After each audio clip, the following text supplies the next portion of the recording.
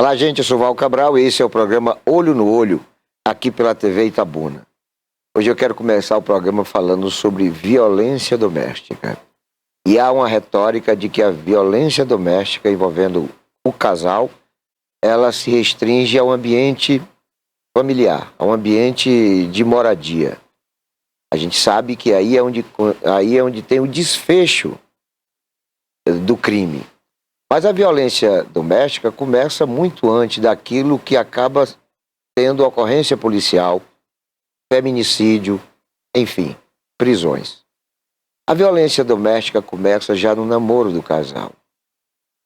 E aí é onde a gente orienta as pessoas a terem cautela, a terem reflexão sobre o que acontece, né? Pensar naquilo que poderá ser, se naquele momento a situação não está legal. Porque o namoro é o período do relacionamento conjugal onde as coisas são melhores, onde há uma maior atração, onde a efervescência da libido está a todo vapor, onde os relacionamentos devem ser maravilhosos. Então, se nesse período do namoro o rapaz esticar o cabelo, xingar, empurrar, bater, esse relacionamento tem que acabar ali. Não tem que ter um segundo momento. Não tem que ter uma segunda oportunidade. A menina que é agredida, a menina que é xingada pelo namorado, pode ter certeza absoluta que vai ser a esposa espancada, a esposa violentada, estuprada e assassinada. Não tenha dúvida. Esse é o roteiro quase que infalível na história da violência doméstica. Porque no começo tudo é maravilhoso. Os homens maus normalmente se revelam depois que há efetivamente a conclusão desse relacionamento, a consolidação desse relacionamento. Quando o cara consegue levar para si a mulher. Quando acaba o período do namoro em que a mulher está na casa dos pais e ele na casa dele ou na casa dos seus pais, eles passam a morar juntos. Aí é onde a giripoca começa a piar, porque ele não aceita mais aquilo que o encantou no começo dessa relação. Ele se apaixonou por uma menina que dançava de maneira erótica, que se vestia de maneira pornográfica, que tinha um comportamento expansivo, extrovertido. Ele se apaixonou por esse tipo de mulher. Esse tipo de mulher não é a mulher para casamento. É mulher para relacionamentos sexuais. Mas aí a paixão faz o sujeito misturar as coisas.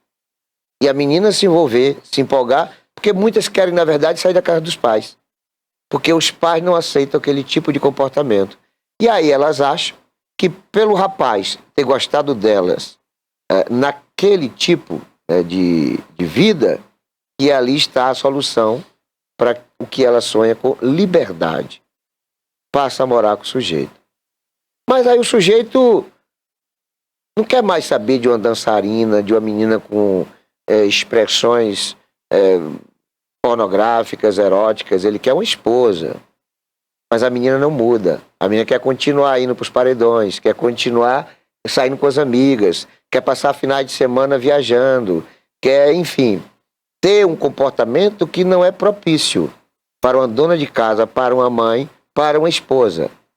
E há um padrão nisso, por mais que nós possamos ser considerados como preconceituosos, mas é natural, né? Você não pode querer de uma esposa o comportamento de uma menina banda voou, de uma menina que está pouco se importando se vai chegar em casa ou não, se vai chegar às 10 horas da noite ou 2 da manhã. Esposa não pode ter esse tipo de comportamento, como também o marido não pode. Como a gente está falando aqui de uma realidade que atinge muito mais as mulheres, eu creio que mais de 90% dos crimes domésticos são provocados pelos homens, então também tem que ter esse tipo de raciocínio, né? A mulherada tem que entender que os homens são mais fortes fisicamente do que ela, normalmente, né? Normalmente. Não há como num conflito com desfecho de briga, né? De luta corporal, né? A mulher ganhar do homem. Normalmente não há. Normalmente. Embora nós estejamos sempre noticiando situações em que é a mulher que bate ou que mata o marido. Mas, eventualmente, isso acontece, né? A regra é o inverso. Então é preciso fazer uma leitura dos sinais. É preciso observar o que está acontecendo. É preciso antecipar aquilo que resultará de um abuso, né? De um desrespeito, de uma desatenção. Se o namorado não tem atenção com a namorada, se o namorado não respeita a menina, se o namorado é ausente, se o namorado é cachaceiro, é violento, não respeita os pais da menina e nem os... Ave Maria, não tem como dar prosseguimento. Não tem, sabe? Eu me lembro que uma certa feita, eu tinha uma namorada e eu estava empolgado com ela, né? E ela era muito meiga, muito carinhosa, muito afetuosa, aquela coisa muito bonita. Mas aí, uma certa feita, eu fui visitá-la numa situação que eu não tinha anunciado antes, porque eu tinha ido para uma inauguração de uma igreja de um amigo e eu confundi os horários, né? Era 7 da noite, eu pensei que era 17 horas. Aí cheguei ainda às 5 da tarde. Aí quando eu fui informado de que a inauguração seria às 7 da noite, eu já estava num lugar ali próximo da residência dessa minha então namorada, e aí decidi fazer uma visita. E como eu era muito conhecido, né, da casa, a casa tinha uns 4 cachorros Rottweiler, aqueles cachorros ferozes e tal, mas os cachorros já me conheciam, então não latiram. Por isso, a menina não percebeu, né, a minha chegada no lugar. E me deparei com ela xingando de maneira muito ríspida, muito ruim, muito chula, né, a mãe dela. Xingando. Aí eu fiquei perplexo porque não era a pessoa que eu conhecia. Não se tratava da mesma pessoa. Eram comportamentos completamente diferentes. Aquela menina com quem eu me relacionava e que tinha um comportamento agradável, sereno, respeitoso, aquela coisa lúdica, de repente estava diante de mim ali como uma monstra. Porque palavrões, sabe? Mas tratava a mãe com uma situação terrível, terrível. E eu dei as costas, de lá para cá nunca mais a vi. Isso faz uns 25 anos, eu era solteiro, ou estava solteiro, e eu nunca mais a vi. Ela andou me procurando umas 5 vezes, mas eu sempre informava em casa para dizer que eu tinha viajado para São Paulo e tal, e que eu sumi, enfim. E nunca mais a vi. Fiquei sabendo depois que ela tinha se casado com a pessoa e tal, mas foi um amigo comum que me informou, porque eu também não queria mais nunca saber dela. Mas eu fiquei assim horrorizado com aquele tipo de comportamento, o que sintetiza aquilo que eu estou dizendo. Sintetiza isso, ó. Quando o namoro não é bom, o casamento será pior. Quando há abuso no namoro, haverá tragédia no casamento. Então, sinais são colocados aí para a gente analisar e ver o que é que a gente quer da vida da gente. Se você, menina, de 16, 17, 19, 20, 30 anos, está num relacionamento de namoro com um rapaz, veja como é que ele está lhe tratando. Veja como é que ele está cuidando de você. Veja se ele está sendo atencioso, respeitoso, carinhoso. Veja como é que ele trata sua mãe, seu pai, seus irmãos. Veja como é o relacionamento dele com a sua família. Porque se for ruim, querida, saia desse barco furado, é um Titanic. Não tem como não afundar. Porque as pessoas ruins, elas se mostram perversas demais quando assim o faz. Porque normalmente as pessoas são agradáveis, sobretudo as pessoas ruins. Elas não chegam dizendo que são perversas, que são agressivas, que são violentas. Elas chegam carinhosas, elas chegam com um buquê de rosas. Depois é que elas servem. É igual o capeta, o Satanás é assim. As pessoas pensam que o diabo surge na vida da gente naquela liturgia, naquele ritual, naquela coisa tradicional do desenho do diabo de chifre de rabo. E nas expressões bastante agressivas e fedor de enxofre. Não é assim que funciona. Não é assim. O diabo chega agradável. O diabo chega charmoso, bonito, carismático, simpático, voz suave. O diabo no começo não tem chifre, não tem rabo, não tem olhos avermelhados, ele nem fede a enxofre. Ele só se revela assim, na sua verdadeira face e faceta depois que domina o indivíduo. Depois que a pessoa está agarrada ao Satanás, ou o Satanás agarrado a ele, é que esse indivíduo vai perceber que efetivamente o diabo tem chifre, o diabo tem rabo, o diabo tem olhos avermelhados, é forte, é agressivo, é terrível. Mas aí já é tarde. Aí a giripoca já pior. É assim nos relacionamentos.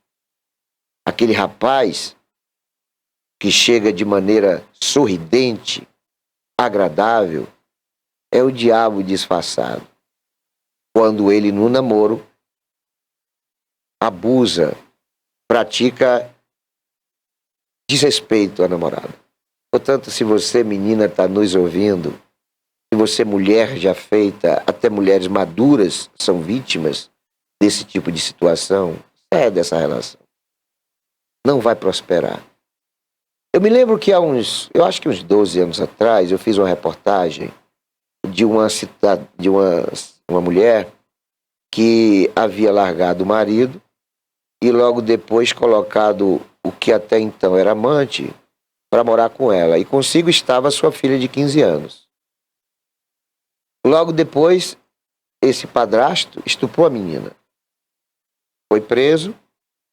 E aí a mulher foi saber que ele já havia sido preso, passou 4 anos e 7 meses preso por ter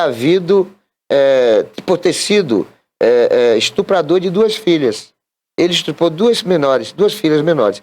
Se o cara estuprou as filhas, como é que não ia estuprar a enteada? E como é que a mulher larga o marido, 2 meses depois coloca o amante para morar consigo, onde lá naquela residência tem uma menina de 15 anos, sabe? E vai esperar o quê dessa pessoa?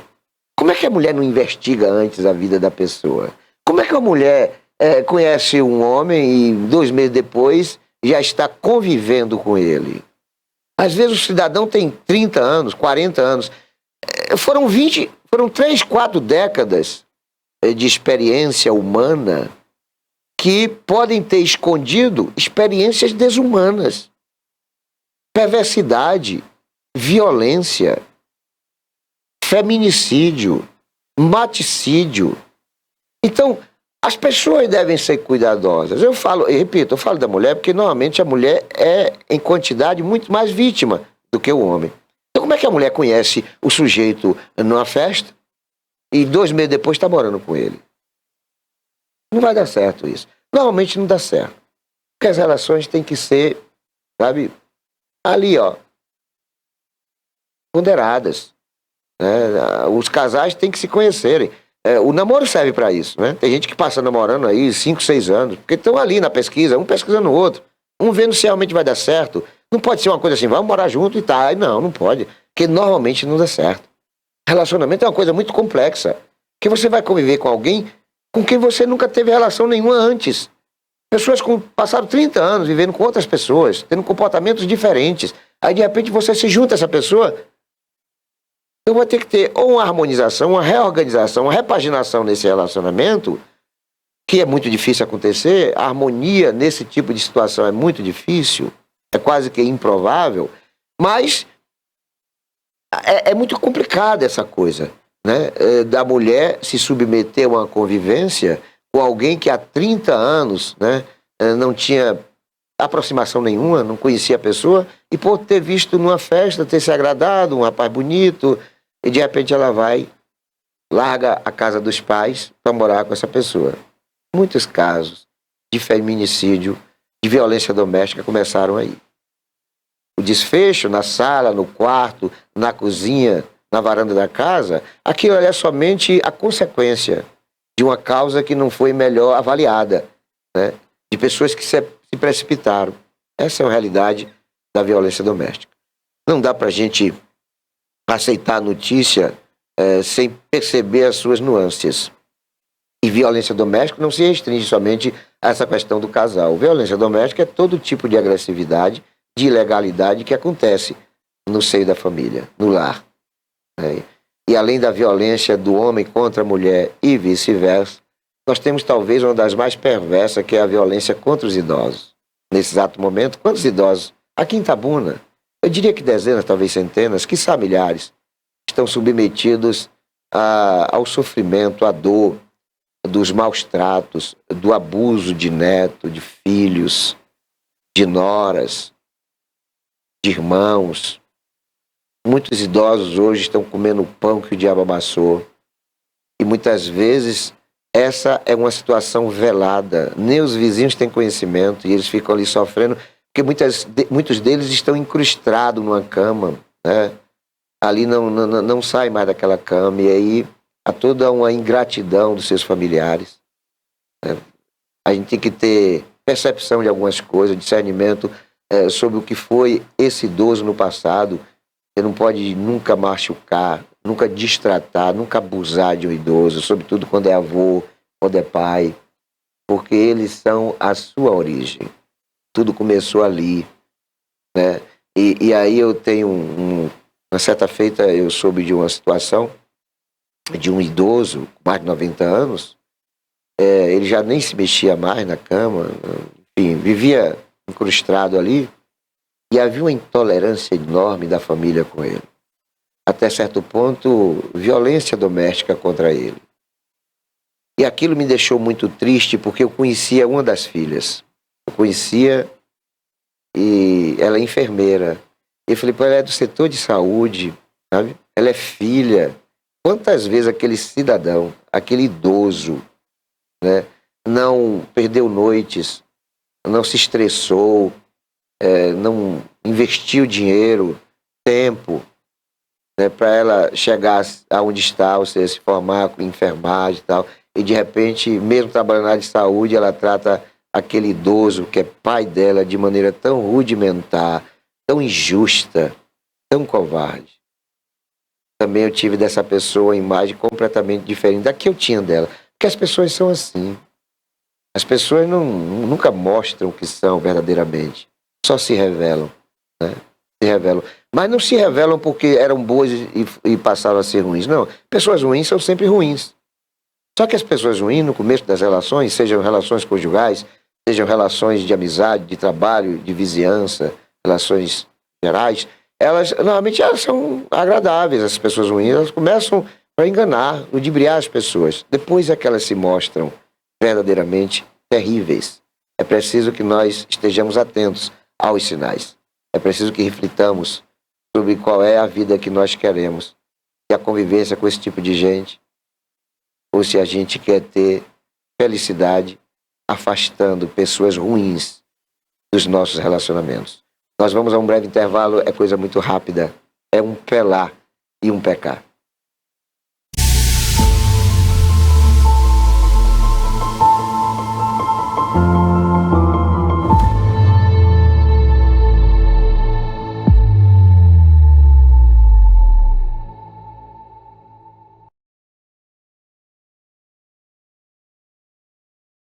Criada em 2005, a TVI se tornou a primeira emissora de TV por assinatura fora do eixo Rio-São Paulo, transmitida pela operadora TV Cabo para mais de 40 mil espectadores em Itabuna e Ilhéus. Com uma programação 24 horas no ar, a TVI chegou a fazer 6 horas de programação local diária ao vivo, revelando talentos para a televisão baiana.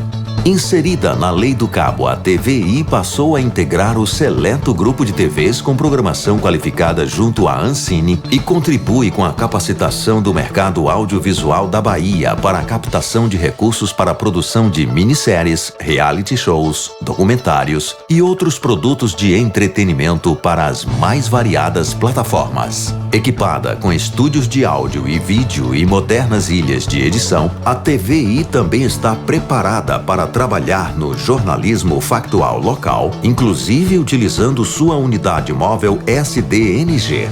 Passando agora por uma reestruturação, a ação programadora detentora do canal TVI se prepara para transformar o sul da Bahia em um polo de teledramaturgia, movimentando o mercado do audiovisual da Bahia. TVI é da Bahia, é da gente.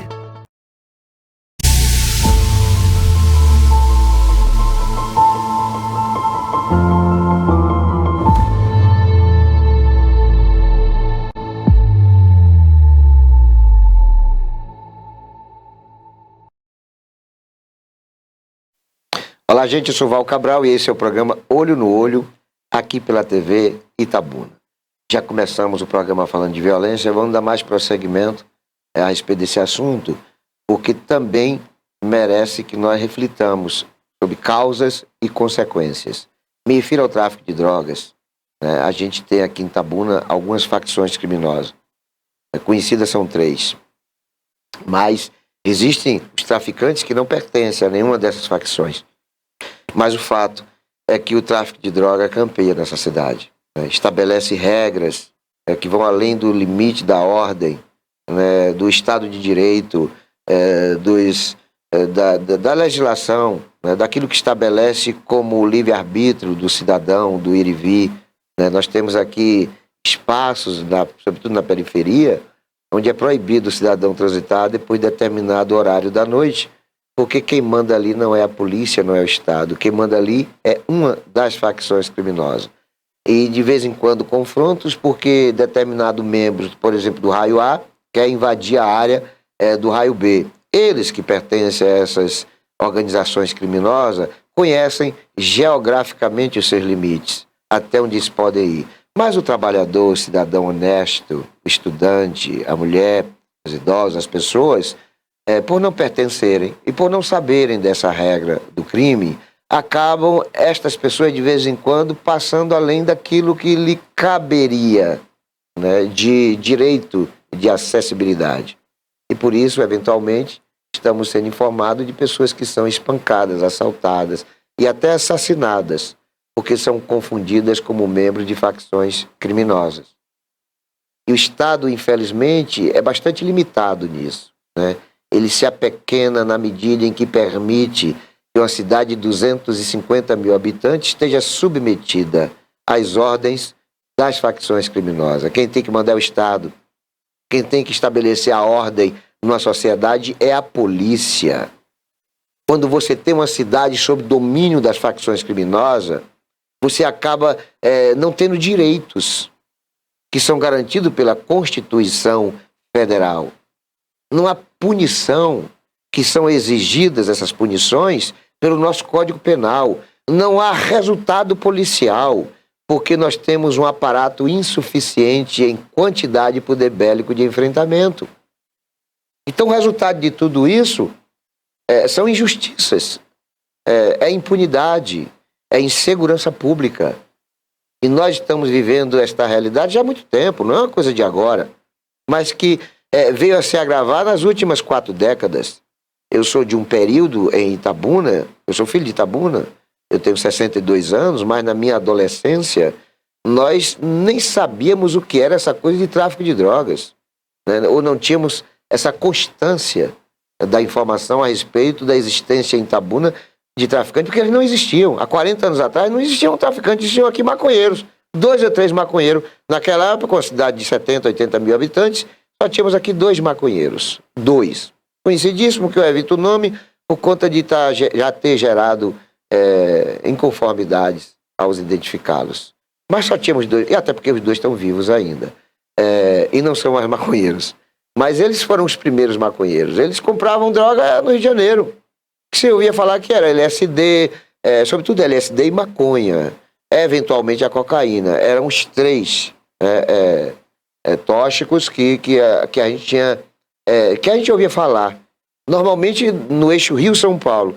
Eventualmente aqui em Itabuna, essas 2 situações dessas pessoas que eram reconhecidas como as únicas, né, maconheiras da cidade. Repito, na época Itabuna devia ter 70, 80 mil habitantes. Cidade com mais de 10 mil habitantes hoje tem centenas de traficantes, centenas de milhares de maconheiros. Ou seja, as coisas ficaram degeneradas, as coisas se agravaram bastante. As drogas veio trazer para a sociedade uma inconformidade, uma intranquilidade, uma insegurança absurda. E na medida em que cresceu o exército de bandidos, diminuiu o aparato policial. Nós temos em Itabuna um batalhão de polícia militar cujo contingente é insuficiente para o enfrentamento. Não me refiro somente à questão do agente de segurança, aos equipamentos de segurança. A despeito dos avanços ocorridos, hoje nós temos, por exemplo, câmeras, né, que filmam as pessoas com facilidade. Tem, inclusive, recursos de reconhecimento facial e muitos bandidos têm sido presos através destes equipamentos. Então, a polícia hoje tem equipamentos, tem um equipamento menor do que um celular, que, ao se aproximar um veículo, o policial, o agente de segurança, colocando o número da placa, ali vai ver se aquele veículo está sendo procurado, se ele foi roubado, se ele está devendo impostos, IPVA. A vida daquele veículo está toda ali, ó, entendeu? E também esse mesmo equipamento dá a vida pregressa do motorista e ocupante daquele veículo. Uma certa feita, em função dessa situação, eu, num seminário sobre segurança pública, eu sugeri que fosse feita aqui em Itabuna uma operação de monitoramento, né, de quem entra e de quem sai da cidade. Sobretudo taxistas, na época não tinha Uber, nem mototaxistas na época existia, isso tem uns 20 e poucos anos. Mas caminhoneiros, motoristas, enfim. Como Itabuna é cortada por duas rodovias, né, a 101, né, e a 415, e nessas duas interligações nós temos 4 entradas e saídas, né? Nós temos, por exemplo, ao sair de Itabuna com destino a Salvador, bem na saída da cidade, nós temos um posto da Polícia Federal. Mas, se o destino for para o sul do país, se a gente for, por exemplo, para Eunápolis, a gente tem entre Itabuna e Eunápolis um posto de fiscalização já desativado, mas que é uma estrutura de segurança. Se nós nos deslocarmos de Itabuna para Ilhéus, nós tínhamos um posto policial. E hoje temos a TOR, né, o prédio da TOR. E antes não temos mais o posto policial rodoviário. E se a saída fosse para a Floresta Azul, Itapé, Vitória da Conquista, Tapetinga, aí nós tínhamos já dentro do bairro Lamanto, não, do bairro Nova Itabuna, um posto policial que também foi desativado. Então nós temos um posto policial desativado na saída de Itabuna para Itapé, nós temos um posto policial desativado da saída de Itabuna para Ilhéus, e nós temos um posto de fiscalização desativado de Itabuna com destino a Boiarema. Ou seja, a gente só perde. Nós perdemos equipamentos, perdemos vários postos policiais. Mangabinha tinha, Maria Pinheiro tinha, Santa Inês tinha, vários postos policiais, Barra da Conceição tinha, vários postos policiais nós perdemos. Mas nós não perdemos boca de fumo. Nós não perdemos o aumento vertiginoso de soldados do tráfico, das facções criminosas. Ou seja, o Estado não acompanhou o crescimento do poder bélico das facções criminosas. E o resultado está aí. Quase todos os dias você vê notícias de homicídios em Itabuna, de tentativa de assassinatos. Famílias sendo despejadas das suas residências porque essa é a vontade do tráfico que manda no local. Policiais não podendo ir para determinados bairros fardados com medo de ser sequestrado e morto. Policiais sem segurança. E quando o Estado tem a polícia que precisa de segurança, precisa de proteção, esperar o que para o cidadão? Se você transita os 1.300 metros da Avenida Cinquentenário, que é a artéria principal de Itabuna, a rua mais movimentada, né, a referência de serviços de comércio de Itabuna, você, agora que são 9h32, você não vê 4 policiais. Numa possibilidade de população, de transeuntes, de trabalhadores, de pessoas que ali residem, de mais de 20 mil pessoas. Então você tem, numa realidade demográfica, né, de apenas 4 policiais para a proteção de 20 mil pessoas, em média. Isso é humanamente possível. Não tem como você equacionar segurança, né, dessas pessoas com a ação dos criminosos. Não tem. Por isso que, eventualmente, nós temos noticiado assassinatos, assaltos, roubos na rua principal da cidade. E se a gente for para ruas que até são maiores do que a Cinquentenária, aqui eu falo da Roberto Santos, ligando Barra da Conceição ao Pedro Jerônimo, São Caetano, cortando ali o Bar de Zizo, Eu falo da Bionor Rebouças, que também porta vários bairros, 2 ou 3 bairros, e vai até o Santo Inês. Aí é que não tem polícia mesmo. Polícia não vai para a periferia. Quando a polícia vai na periferia, é porque o crime já aconteceu. O cadáver já está estendido no chão e o sangue está rolando. E aí, 2, 3 horas depois é que a polícia chega. Então, como é que você vai ter segurança no Estado que gasta mais com propaganda do que com combate ao crime? Como é que você vai ter segurança numa cidade que não tem polícia, ou cujo contingente de policiais é diminuto? Onde você tem um batalhão de polícia e 3 organizações criminosas. Sendo que cada uma dessas 3 criminosas suspeita-se que tem agentes, que tem soldados em quantidade muito maior do que o próprio batalhão de polícia. Então a conta não bate. O cidadão tem que estar com a tranquilidade de que ele não vai ser roubado, assaltado. As famílias têm que estar na paz. E só a polícia garante paz. Bandido tem medo de polícia. Bandido tem que ter medo da polícia. A sociedade não pode temer a polícia. Infelizmente, nós temos também na polícia alguns agentes, e graças a Deus que são muito poucos, mas que fazem um estrago enorme na imagem da própria polícia, porque são policiais bandidos, ou são bandidos fardados de policiais. Porque policiais, assim, quando chegam na periferia, trata preto e pobre como se fossem bandidos de altíssima periculosidade e age com covardia, com extremo abuso de poder e agressividade, o que faz aumentar mais ainda a violência. Ontem eu estava conversando com um agente de polícia e eu dizia para ele que uma vez eu perdi um cargo no governo do Fernando Gomes. Eu fui 2 vezes servidor do governo de Fernando Gomes, em 2 mandatos, o 4º e o 5º. No 5º, eu estava fazendo, na verdade, a cobertura jornalística do Carnaval e 2, 3 dias posterior ao evento, a Polícia Militar, o 15º Batalhão, fez publicar uma nota dizendo que o Carnaval foi de absoluta tranquilidade, sem nenhum registro de violência. E eu contestei, sob a argumentação de que ninguém me falou. Eu fui testemunha viva do ocorrido. Policiais agressivos, violentos, covardes, que no meio da multidão já chegava batendo nas pessoas, abrindo ala, batendo nas pessoas, massacrando as pessoas, sobretudo pretos e pobres. Naquela época tinha uma banda chamada Tsunami, cujo intérprete era o Pancadinha, que hoje é deputado estadual. Eu até chamei Pancadinha posterior para abordar esse tipo de assunto, dando sugestões a ele de como fazer para diminuir a agressividade de alguns policiais contra as pessoas que estavam ali prestigiando ele atrás do trio elétrico. Mas aí eu contestei, eu falei, não, de jeito nenhum, essa nota não corresponde aos fatos.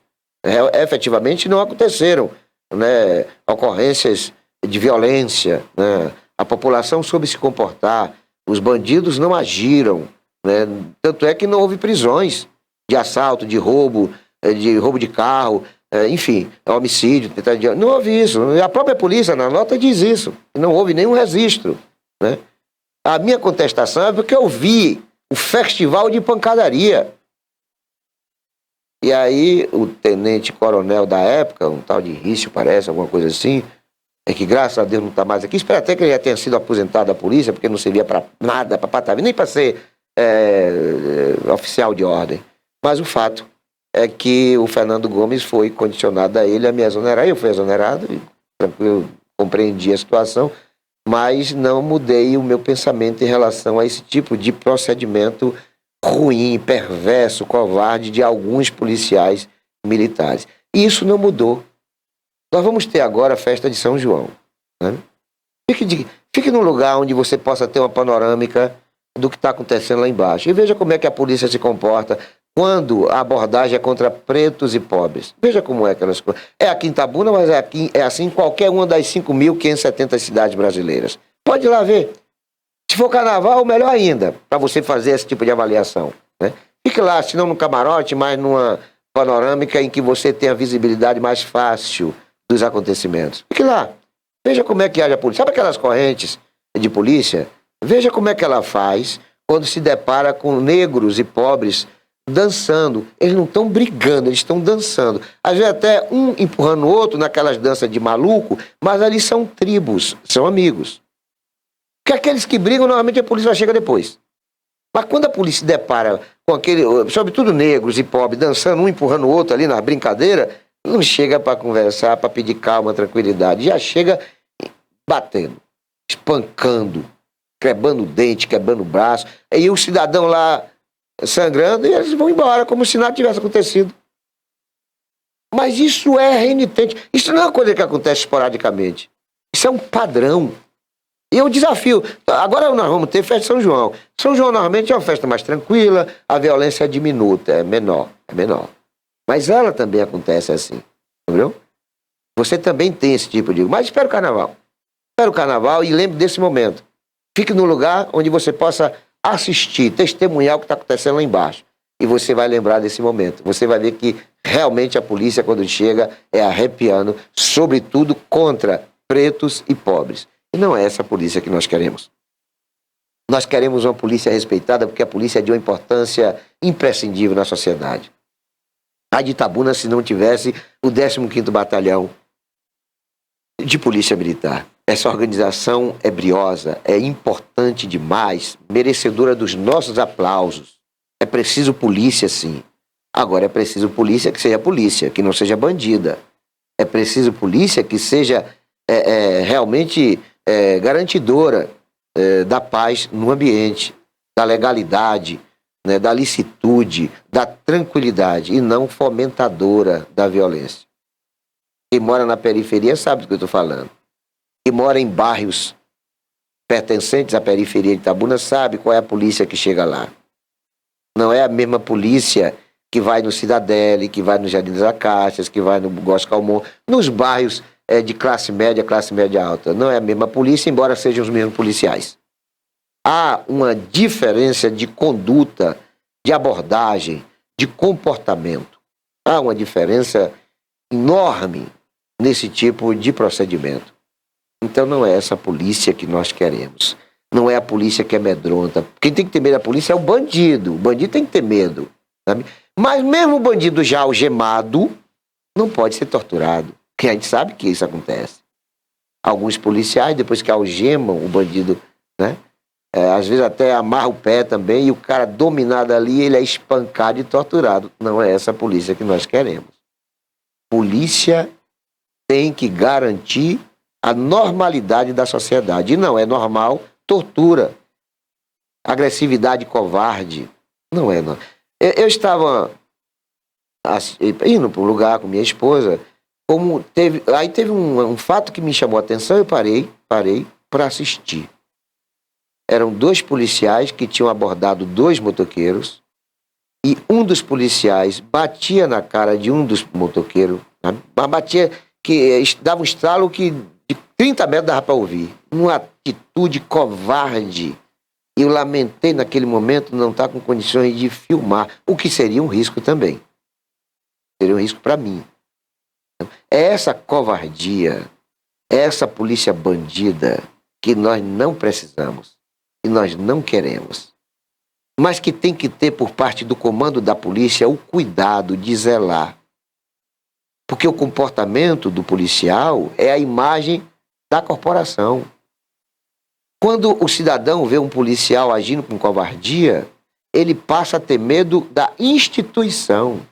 Porque ele não sabe, dentre as centenas e milhares de policiais, que eles são fardados iguais, quem é bom e quem é ruim. E o que mais me entristece é ver um policial que passou pela academia. Que é aquele policial que ganhou um concurso, passou num concurso, né, e passou um período ali, eles passam um período, parece que 2, 3 anos. Hoje a coisa é mais complicada, mas mesmo assim ainda acontece. Hoje, para ser policial, tem que ter conduta ilibada, há uma investigação. A própria corporação vai onde a pessoa morou, pergunta para os vizinhos como era o comportamento, há todo um cuidado. Sabe? Mas mesmo assim a erva daninha perdura. Né? Os maus policiais existem, mas essa realidade é que deve ser mudada por uma exigência regimental. A polícia tem que ser repaginada. Essa história de desmilitarização, de tirar a arma da polícia, não tem nada a ver, não concordo. A polícia tem que estar armada e muito bem armada. Se possível, com metralhadora, com fuzil, com granada. A polícia tem que estar muito bem armada. Eu sou radicalmente contra o desarme da polícia. Agora, a arma da polícia tem que ser precedente de uma qualificação do policial. O policial tem que saber como abordar, o policial tem que saber como proceder diante de uma situação. Até temos consciência de que o policial, quando sai da sua guarnição para atender um pedido, um chamado, ele não sabe com quem ele vai se deparar. De repente ele vai se deparar com um padre, com um pastor, com uma senhora de 90 anos, mas também ele pode se deparar com um garoto armado, com granada, com um fuzil, com metralhadora. Portanto, ele tem que ir bem armado, ele tem que estar preparado para o que der e vier. Mas ele já não pode chegar já no lugar como se estivesse tratando o padre, a senhora de 90 anos, o pastor, como se fosse o bandido, o traficante, o homicida, o latrocida, o psicopata. Não, o policial tem que ser treinado, tem que ser preparado para que as coisas fluem de maneira a ter normalidade na abordagem, a ter humanização. Na questão da segurança, outra coisa que também nos preocupa é a questão da impunidade. Nós estamos numa cidade onde milhares de crimes, eu não falo dezenas, centenas, eu falo milhares de crimes, estão no rol dos insolúveis. E por que isso acontece? Porque pessoas são mortas e a autoria do crime é desconhecida, gerando aí uma impunidade. Por que muitos, talvez centenas de homicidas estejam transitando entre nós, indo para as festas, sentado no barzinho tomando cerveja? Por que isso acontece? Porque nós temos aqui condições que não são compatíveis para a demanda nas investigações, porque nós temos poucos investigadores, nós temos poucos equipamentos científicos para a contribuição no desfecho da investigação, nós temos recursos diminutos para que crimes sejam desvendados. E nós temos crimes fáceis. Eu sempre cito dois, porque até hoje eu cobro a elucidação de ambos. Eu cito o desaparecimento da estudante Clébia Lisboa, que num Réveillon simplesmente sumiu. Desapareceu e ninguém sabe do paradeiro dessa garota até hoje. E já faz uns 10 anos. Se sabe que a menina morava com a avó, que a menina saiu de casa para comprar uma sandália, porque logo mais à noite iria para uma festa de Réveillon em Olivença, São Paulo, em Ilhéus, alguma coisa assim, e que ela pegara um táxi, o táxi deixou ela no São Caetano, e a partir daí ninguém mais sabe o paradeiro dessa menina, com tantas câmeras de filmagens, com o depoimento do taxista, com o envolvimento dela com namorados, ou namorado, com amigos, com desafetos. Não houve uma investigação, sabe? E se houve a investigação, ela foi desqualificada porque ninguém responde nada, ninguém fala absolutamente nada sobre o desaparecimento dessa garota, que poderia ser hoje aí uma doutora, poderia estar salvando vida, poderia estar cuidando de pessoas, infelizmente está morta. Não tenho dúvida que essa menina foi assassinada, porque o desaparecimento já faz muito tempo, ela deixou mãe, ela deixou avó, deixou familiares apreensivos, ela não seria louca de simplesmente sumir, deixando tudo para trás. E se houve um lapso, se houve amnésia, se houve qualquer coisa de ordem psiquiátrica, psicológica, neurológica, essa menina ia estar por aí perambulando, alguém iria vê-la, mas não, ela simplesmente sumiu, ou seja, ela foi assassinada. E a polícia até hoje não deu para a sociedade uma resposta sobre esse crime. Talvez por incompetência, talvez por condições de insumo, de equipamento, de materiais que pudesse contribuir para o desfecho dessa investigação. Talvez por descaso, talvez porque a menina não fosse de uma família, por exemplo, se ela fosse filha de um deputado, quem sabe até de um vereador, eu não tenho dúvida que esse crime já teria se desvendado. Mas uma menina que não era da cidade, morava aqui com a avó, me parece que era de Camaquã, família, alguma coisa assim. Mas o fato é que é mais um caso, né, de autoria desconhecida entre os muitos crimes acontecidos em Itabuna, envolvendo uma jovem, uma universitária, uma estudante que tinha tudo pela frente, 20 e poucos anos, parece que 23 anos, uma vida toda pela frente, né, condições favoráveis de contribuição para o engrandecimento e aperfeiçoamento da sociedade, para ajudar os semelhantes, para ser mais uma profissional, seja na área de saúde, de advocacia, enfim, de engenharia, seja no cuidar através da assistência social, mas seria com certeza uma pessoa importante na sociedade. Infelizmente, hoje é uma pessoa que não existe e cujo causador está por aí andando, quem sabe até, né, galgando, estando em postos nas 3 instâncias de poder, né? Judicial, legislativo e executivo. Quem sabe por aí dando entrevistas, né? Enfim, é por aí, vivendo a vida. Enquanto que a vítima, sequer o corpo apareceu. Outro caso é da professora Rai Luciene Castro, uma professora grávida de 4 meses, que foi assassinada dentro de casa. Alguém tocou a campainha, ela foi atender e deflagraram nela alguns tiros. Ela morreu, né? Grávida de 4 meses, vítima de violência, que até hoje também está no rol dos que não estão sendo desvendados. Então nós queremos uma polícia que possa, ostensivamente, trabalhar no sentido de evitar o crime. Nós queremos uma polícia que esteja nos lugares mais vulneráveis, porque a polícia sabe quais são os lugares mais perigosos de Itabuna. A polícia investiga, a polícia tem um histórico das ocorrências, então ela tem conhecimento sobre em que bairro, em que rua, em que praça, provavelmente crimes acontecerão. A polícia, embora em quantidade diminuta, tem viaturas que podem circular pela cidade e não ficar paradas. A polícia tem agentes, tem policiais, tem investigadores que não podem permanecer nos quartéis, nas delegacias, tem que estar na rua. Então, há todo um conceito de operacionalidade que parece não estar funcionando, porque o crime está prosperando. A polícia não tem crescido, como eu falara anteriormente, com as mesmas dimensões do desenvolvimento, do crescimento das organizações criminosas. O contingente hoje de policiais em Itabuna não passa de 800. Mas com certeza nós devemos ter uns 8.000 bandidos. Só que mesmo com a quantidade maior, a polícia tem que ser temida por eles. Os bandidos têm que saber que nessa terra tem polícia, tem ordem, tem enfrentamento. Mas não é isso que está acontecendo. O governador, quando chega aqui, agora mesmo teve, o governador em exercício, esteve aqui no mês passado, anunciando Bahia sem fome. Nós queremos uma Bahia sem fome, óbvio. Não uma Bahia de projeto para a população e as prefeituras doarem cesta básica para o Estado repassá-las para pessoas famintas. Não é essa Bahia que nós queremos. A Bahia sem fome que nós queremos é a Bahia com geração de emprego e renda. A Bahia sem fome tem que ser acrescida da Bahia sem violência. Porque não adianta você ter comida e ter bala na cabeça. Não adianta você estar com o estômago cheio e, infelizmente, sendo vítima de violência. Nós queremos uma Bahia que seja um estado onde nós possamos receber os nossos visitantes. Nós somos um dos maiores absorçores de turistas do país, né? Muitos nos visitam, turistas de Goiás, de Brasília, de Minas Gerais, de São Paulo, até do Rio de Janeiro, que é outro local onde o turismo é muito intenso. Então nós recebemos aqui milhares.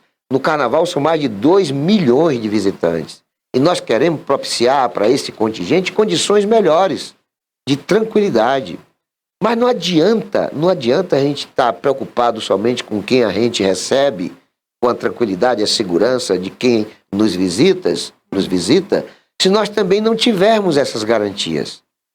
Nós precisamos acordar com a certeza de que vai anoitecer sem percalços, sem que nós precisemos de uma emergência, de uma ambulância, por sermos vítimas de uma tentativa de assassinato, de um assalto violento.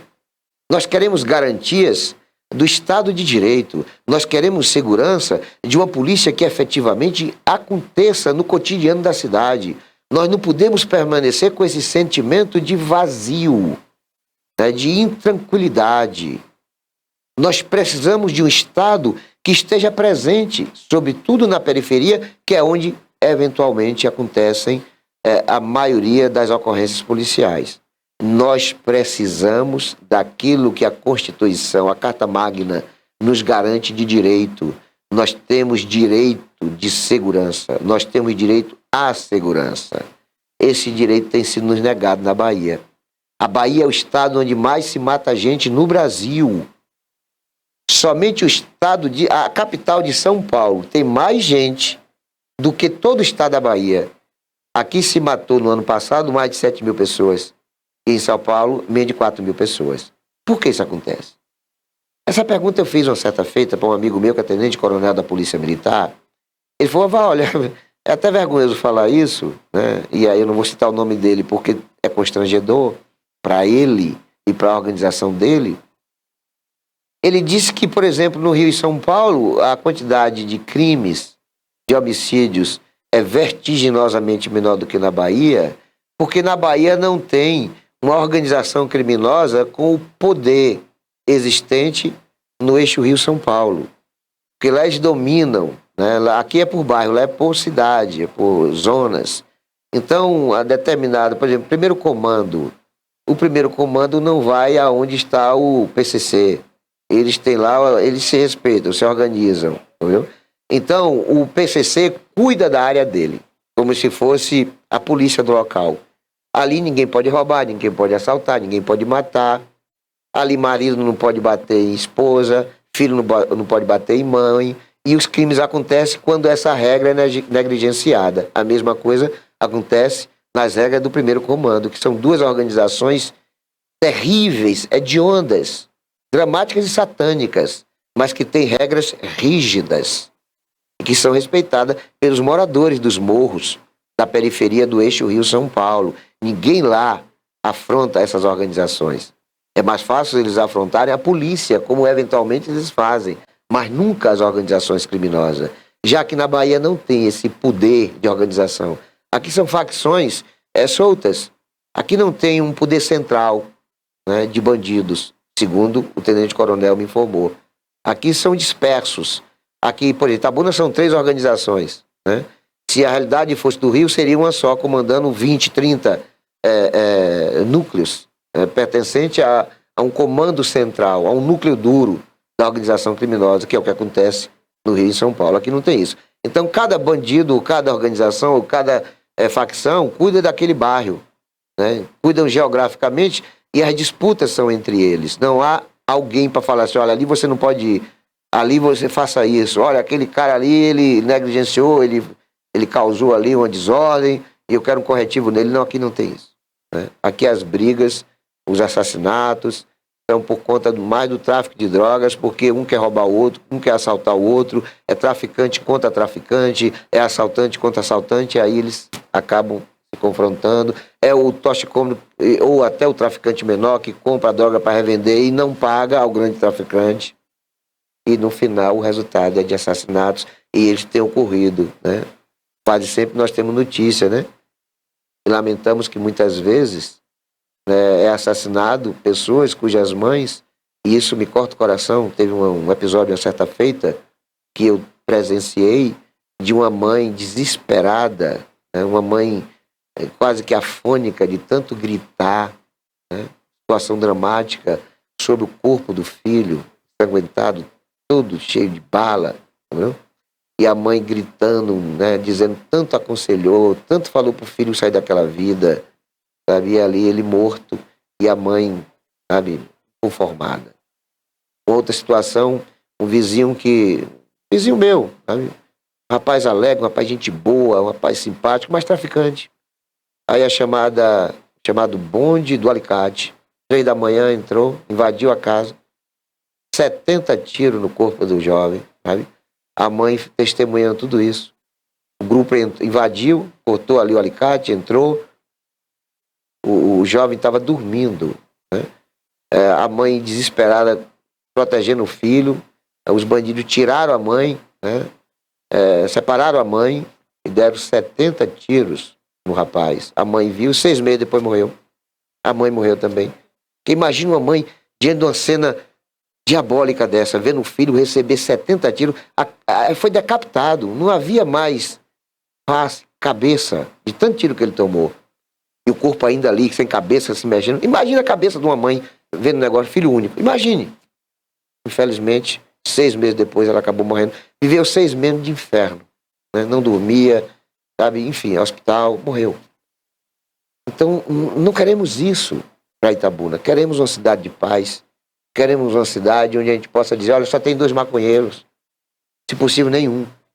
E não do jeito que nós estamos atualmente, com facções criminosas, mandando e desmandando na cidade. Quero agradecer a você que está sempre aí nos prestigiando com a audiência.